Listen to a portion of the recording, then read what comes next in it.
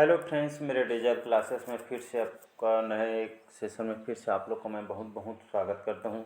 तो आज है 4 मार्च से हम डेली करंट अफेयर्स में हम रोज करंट अफेयर्स कवर करते हैं। तो आज 4 मार्च से जितने भी करंट अफेयर्स क्वेश्चन बन गए हम यहां से कवर करेंगे, जो आपके आने वाले एग्ज़ाम के लिए बहुत ही इम्पोर्टेंट होने वाला है। कोई भी एग्ज़ाम के अगर प्रिपरेशन कर SSC, railway, UPSC, PSC, police constable, चाहे कोई भी स्टेट का एग्ज़ाम हो, चाहे आपका सेंट्रल गवर्नमेंट का एग्ज़ाम हो, तो सभी एग्ज़ाम के लिए करंट बहुत ही ज़्यादा इंपॉर्टेंट है। आप लोग को सभी को पता होगा, तो इसमें सभी एग्ज़ाम के लिए बेस्ट होगा। तो आप आने वाले एसआई मेंस के लिए, पीएससी मेंस के लिए, दोनों के लिए बहुत ही ज़्यादा इंपॉर्टेंट होने वाला है। तो चलिए स्टार्ट करते हैं आज के सेशन। पहले बार आए तो चैनल को सब्सक्राइब करके रख लीजिएगा ताकि नोटिफिकेशन आप तक पहुँच पाए। तो आज हमारा पहला क्वेश्चन है, हाल ही में सिटी बैंक का जो व्यवसाय किस बैंक में शामिल हुआ है? तो एचडीएफसी बैंक, एक्सिस बैंक, आपका आईसीआईसी बैंक या डी है इनमें कोई नहीं। इसका जो सही ऑप्शन हो जाएगा आपका एक्सिस बैंक, बी ऑप्शन। तो हाल में सिटी बैंक का जो व्यवसाय है आपके एक्सिस बैंक में शामिल हुआ। तो मतलब जितने भी सिटी बैंक में जो कार्य किया जाता था, जैसे लोन वगैरह हो गए, इंश्योरेंस वगैरह, जितने भी हो गया लेन देन वगैरह, जो आपके सिटी बैंक में व्यवस्थित है, अब वो आपका जो व्यवसाय है आपके कौन से बैंक में चला गया है? तो आपके एक्सिस बैंक में चला गया है। तो याद रखिए, भारत में जो सिटी बैंक, जो आपका रिटेल कारोबार 1 मार्च से एक्सिस बैंक को स्थानांतरित कर दिया गया। तो इसको याद रखिए, आपके रिटेल जो बिजनेस इसको शामिल किया आपके एक्सिस बैंक में, तो इसको याद रखिएगा। तो यहाँ पे मैं बात करूँ एक्सिस बैंक की, तो एक्सिस बैंक जो है आपका, जिसको स्थापना आपको 3 दिसंबर 1993 में इसकी स्थापना किया गया है। जो कि हेडक्वार्टर जो एक्सिस बैंक का मुंबई महाराष्ट्र में इसका हेडक्वार्टर है एक्सिस बैंक का। और अभी जो वर्तमान में एमडी और अमिताभ जो चौधरी है अभी वर्तमान में एक्सिस बैंक के एमडी और सीईओ हैं। इसको याद रखिएगा। चेयरपर्सन कौन है? तो श्री राकेश कुमार जो माखीजा है इसके चेयरपर्सन वर्तमान में आपके एक्सिस बैंक है। तो इसको याद रखिएगा। अगला क्वेश्चन देखते हैं, हाल ही में सबसे बड़ी विदेशी जो एयरलाइन के रूप में कौन सी जो एयरलाइन अभी हाल ही में उभरी है? तो अमीरात airline, Singapore airline, Thailand airline या डी है इनमें से कोई नहीं। इसका जो सही ऑप्शन हो जाएगा अमीरात जो एयरलाइन है ये आपका यूएई की सबसे बड़ी एयरलाइन है, जो कि सबसे बड़ी विदेशी एयरलाइन के रूप में उभर कर सामने आया है। तो कौन से एयरलाइन है? तो अमीरात एयरलाइन है। तो इसको याद रखिएगा। इसको सीईओ जो है आपके अहमद बिन जो सैयद अल जो मैक्टोन है, जिसके वर्तमान में भी जो अमीरात एयरलाइन के वर्तमान में सीईओ हैं। तो इसको याद रखिए। इसका जो हेडक्वार्टर है दुबई में, जो आपके यूएई में दुबई में इसका हेडक्वार्टर है। इसके जो फाउंडर है आपके मैवरिस जो रेंजर है वर्तमान में यहाँ के, जो आपके अमीरात जो एयरलाइन है इसके वर्तमान में इसके फाउंडर है। तो इसको याद रखिएगा। और यहाँ पे मैं बात करी यूएई की, जिसको आपके जो अमीरात एयरलाइन है यूएई में स्थित है। तो यूएई की बात करूँ तो आपके जो कंट्री जो आती है आपके मिडिल ईस्ट कंट्री में आती है। यहाँ का जो राजधानी है अबू धाबी, जो कि यूएई की राजधानी है। और जो यहाँ के जो राष्ट्रपति हैं मोहम्मद बिन जो जायद अल नहान, जो कि यहाँ के आपके यूएई की राष्ट्रपति थी। इसको याद रखिएगा। यूनाइटेड अमीरात भी इसको कहा जाता है, जिसे शॉर्टकट में हम यूएई बोलते हैं। तो इसको याद रखिएगा। अगला क्वेश्चन देखते हैं यहाँ पे। अगला क्वेश्चन देखते हैं, हाल ही में राष्ट्रीय युवा संसद महोत्सव का जो 4था संस्करण ये कहाँ पे शुरू हुआ है? तो आपके रायपुर में, लखनऊ में, नई दिल्ली या डी है इनमें से कोई नहीं। इसका सी ऑप्शन करेक्ट हो जाएगा, नई दिल्ली। याद रखें। तो नई दिल्ली में हाल ही में राष्ट्रीय जो युवा संसद जो महोत्सव का हाल ही में से 4था जो संस्करण है ये आपके नई दिल्ली में हुआ है। तो इसको याद रखिएगा। तो नेशनल यूथ पार्लियामेंट जो फेस्टिवल 2023 के जो नई दिल्ली में इसका 4था संस्करण हाल ही में शुरू हुआ है। तो इसको याद रखिए। तो राष्ट्रीय युवा जो संसद लोकसभा के जो अध्यक्ष ओम बिरला, इसका जो इन्होंने समापन किया है इसका। और हमारे जो ओम बिरला हैं, जो कि हमारे युवा संसद लोकसभा के अध्यक्ष हैं, इन्होंने इस महोत्सव में जो जितने भी युवा प्रतिभागियों कहाँ पे संसद भवन में इनका मान बढ़ाया है, उनका स्वागत भी किया है। और जितने भी हमारे भारत में युवा वगैरह हैं उनको मोटिवेट भी किए हैं और उनको आगे बढ़ने के लिए यहाँ पे प्रोत्साहित भी इनके द्वारा किया है। तो इसलिए राष्ट्रीय जो युवा संसद का जो 4था संस्करण जो महोत्सव आपके नई दिल्ली में ही, मतलब जितने भी युवा अगर पीढ़ी है उसको आगे बढ़ाने के लिए इसको यहाँ जो कि हर साल इसका संस्करण का आयोजन किया जाता है। तो इसको याद रखिएगा। अगला क्वेश्चन देखते हैं, हाल ही में आईएमएफ के अनुसार किस देश में 2023 में वैश्विक विकास में 15% योगदान देने की क्षमता है? तो भारत, चीन, जापान या डी है इनमें से कोई नहीं। तो इसका सही ऑप्शन हो जाएगा ए ऑप्शन, भारत। याद रखता है। आईएमएफ इसका जो फुल फॉर्म होता है इंटरनेशनल मॉनेटरी फंड, इसका फुल फॉर्म होता है। इसको याद रखिए। इंटरनेशनल मॉनेटरी फंड इसका फुल फॉर्म होता है। इसको जो स्थापना बात करूँ तो 1944 जुलाई 1944 में इसकी स्थापना की है IMF का। और अभी जो क्रिस्टेवा जो जॉर्जिवा है वर्तमान में इसके MD हैं ये आपके IMF के। तो इसको याद रखिए, जो हमारे भारतीय मूल के हैं। और इसके जो संस्थापक है जॉन मेयर जोकिन्स है, इसके संस्थापक हैं IMF के, तो इसको याद रखिएगा। और हैरी डैक्सन जो वाइट है, जो कि वर्तमान में इन दोनों जॉन मैक्सन जोकिन्स और हैरी डैक्सन जो वाइट है इसके संस्थापक है। इसका हेड क्वार्टर जो है आपके IMF का जो हेड क्वार्टर है वाशिंगटन DC अमेरिका में इसका हेड क्वार्टर है, तो इसको याद रखिएगा। और इंटरनेशनल जो मॉनेटरी फंड है तो हाल ही में 2023 में वैश्विक विकास में लगभग 15% योगदान देने मतलब सहायता देने के मामले में जो हमारा भारत है ये आपके क्षमता रखता है, ऐसा करके डाटा बताया गया है IMF के द्वारा, इंटरनेशनल मॉनेटरी फंड के द्वारा। तो इसको याद रखिएगा। अगला क्वेश्चन देखते हैं। हाल ही में किस देश ने बिम्स्टेक ऊर्जा केंद्र के शासी बोर्ड की पहली बैठक आयोजित की है? तो नेपाल, भारत, पाकिस्तान या डी है, इनमें से कोई नहीं। तो इसका सेकंड ऑप्शन हो जाएगा भारत। तो याद रखिए, हाल ही में जो भारत ने बिम्स्टेक ऊर्जा केंद्र के शासी बोर्ड की पहली बैठक आयोजन इसका किया है, आपके भारत ने इसकी अध्यक्षता, इन्होंने पहली बैठक आयोजित की है। तो इसको याद रखिए। तो भारत लगभग 27 फरवरी 2023 को इसको स्टार्ट किया गया है। ये आपके कहाँ पे इसका जो बैठक का आयोजन किया गया था? आपके कर्नाटक की राजधानी बेंगलोर में इसका जो कि इस बैठक का आयोजन किया गया है। इसमें जो मुख्य बिंदु जो बैठक की इसमें जो मुख्य बिंदु भी यहाँ पे उद्देश्य से बात किया जाएगा। इसमें खासकर जो केंद्र के जो आपके जो बिम्स्टेक जो ऊर्जा है यहाँ पे जो आपके जो गवर्निंग बोर्ड की जो पहली बैठक है इसकी जो मेज़बानी बेंगलोर में किया जा रहा है। भारत में जितने भी केंद्रीय विद्युत जो अनुसंधान केंद्र है, साथ ही साथ जितने भी ऊर्जा केंद्र है, इस पर फोकस किया जाएगा।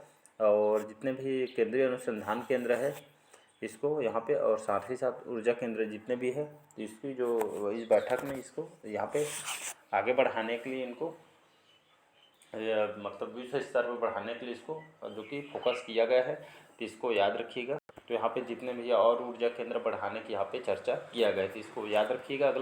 अगला क्वेश्चन देखते हैं। हाल ही में कौन सा राज्य भारत का पहला सरकारी मदर मिल बैंक स्थापित करेगा? तो हिमाचल प्रदेश, हरियाणा, उत्तराखंड या डी है, इनमें से कोई नहीं। तो हाल ही में जो सी ऑप्शन करेक्ट हो जाएगा। उत्तराखंड जो राज्य है, हाल ही में जो उत्तराखंड जो राज्य है भारत का पहला सरकारी मदर मिल बैंक स्थापित करेगा। क्या है मदर मिल बैंक?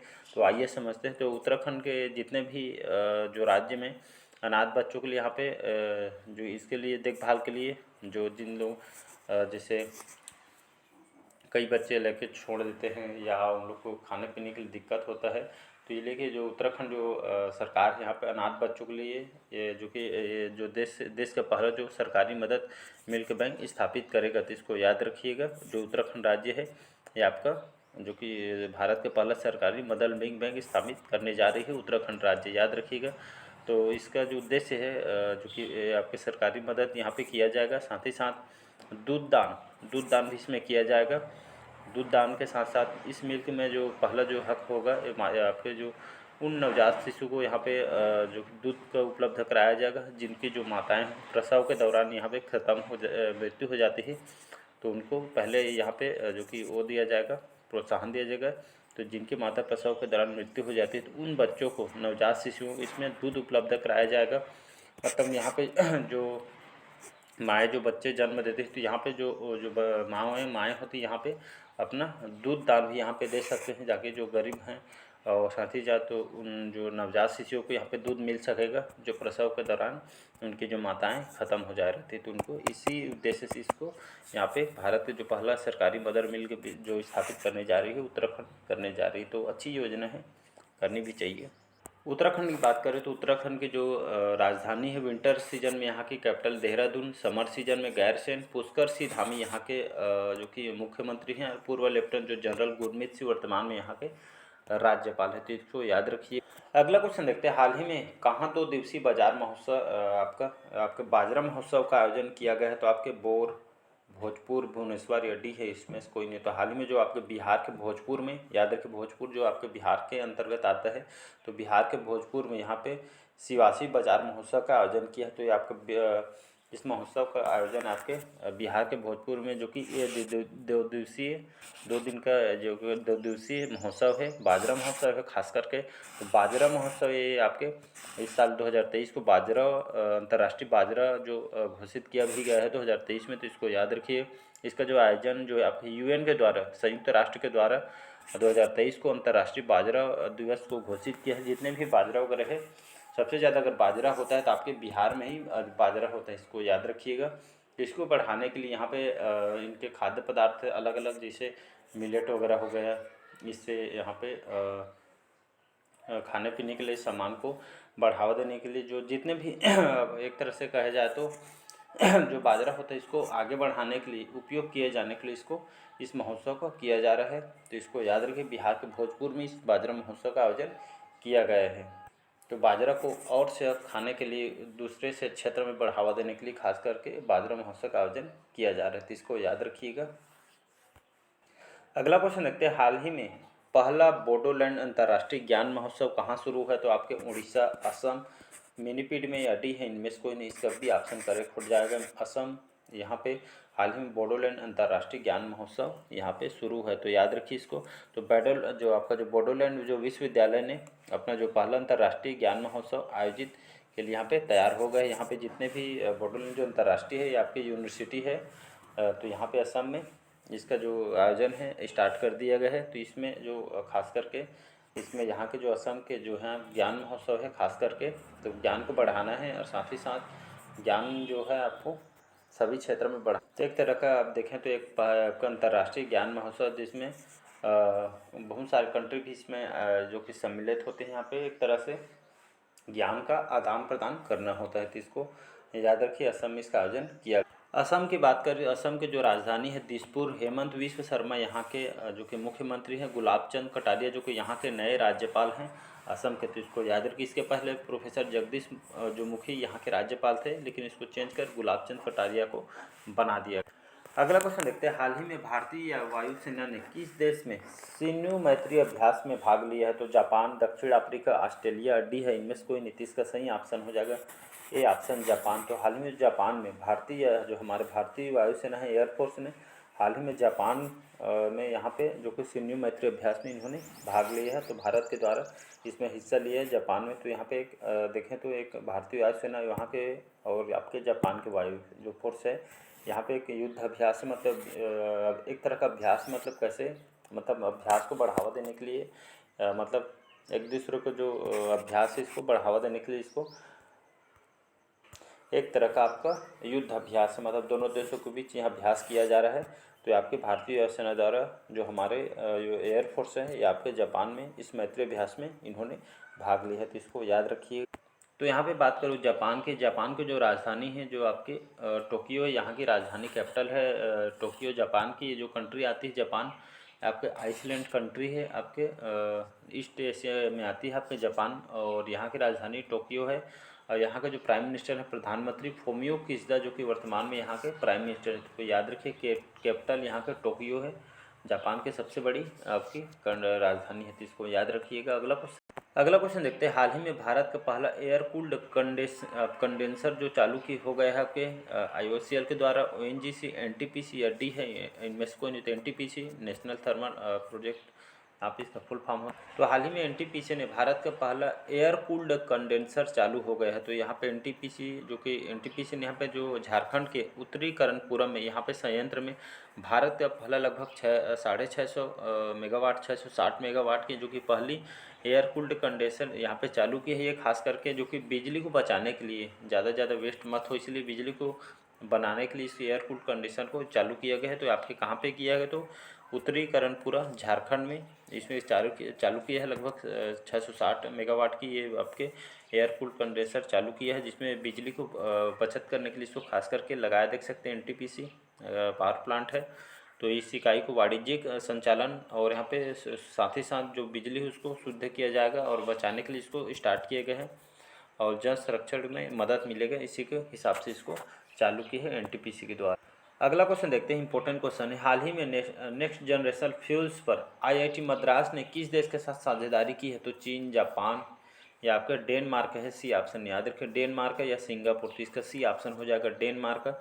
तो हाल ही में जो मद्रास ने नेक्स्ट जनरेशन फ्यूल्स पर आईआईटी मद्रास ने डेनमार्क के साथ यहाँ पे साझेदारी की है। तो इसका जो उद्देश्य है जलवायु परिवर्तन का जो समाप्त करने के लिए, जितने भी जलवायु परिवर्तन होते हैं इसको समाप्त करने के लिए और साथ ही साथ हरित क्रांति को बढ़ावा देने के लिए इस यहाँ पे अनुसंधान के लिए डेनमार्क के साथ यहाँ आपके समझौता किया है। तो यहाँ पे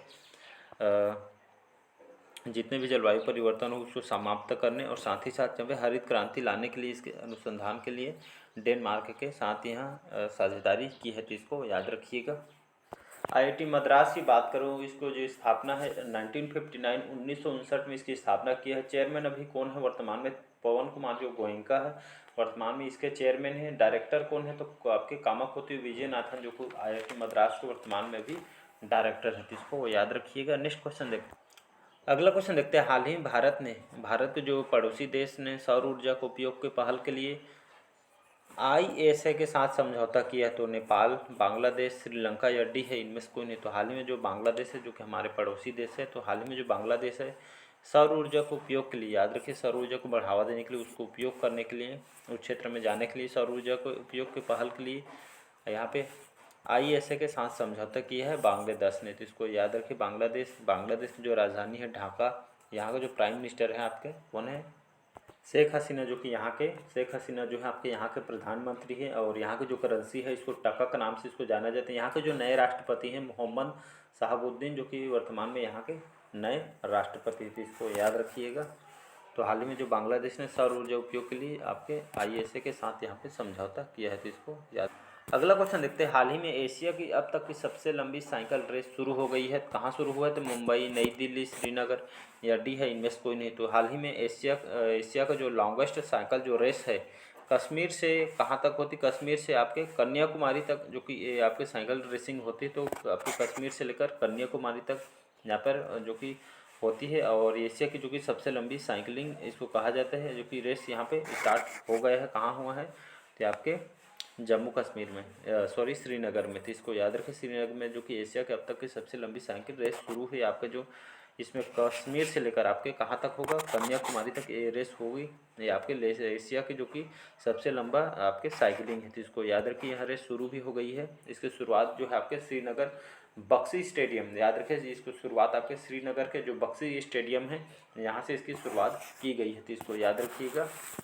अगला क्वेश्चन देखते हैं यहाँ पे। हाल ही में दुनिया का सबसे मजबूत टेलीकम्युनिकेशन जो कंपनी है, जो ब्रांड है, कौन बनी है? तो आपके स्विसकॉम, रिलायंस जियो, आपके एतिसलात बॉय या आपके MTN समूह। तो इसका सही ऑप्शन हो जाएगा रिलायंस जियो, जो कि आपके सभी जानते होंगे। तो ये आपका दुनिया का दूसरा सबसे मजबूत टेलीकॉम ब्रांड बनी है। तो इसको याद रखिए। ब्रांड की क्षमता के अनुसार इसको स्थान दिया गया है। तो इसको याद रखिए, सभी क्षेत्र में रिलायंस जो है, जो कि ब्रांड की क्षमता के अनुसार स्थान इसको दिया गया है, जो कि दुनिया की सबसे मजबूत टेलीकॉम कंपनी, हर क्षेत्र में बेस्ट काम करने के लिए इसको चुना गया है। तो इसको याद रखिएगा।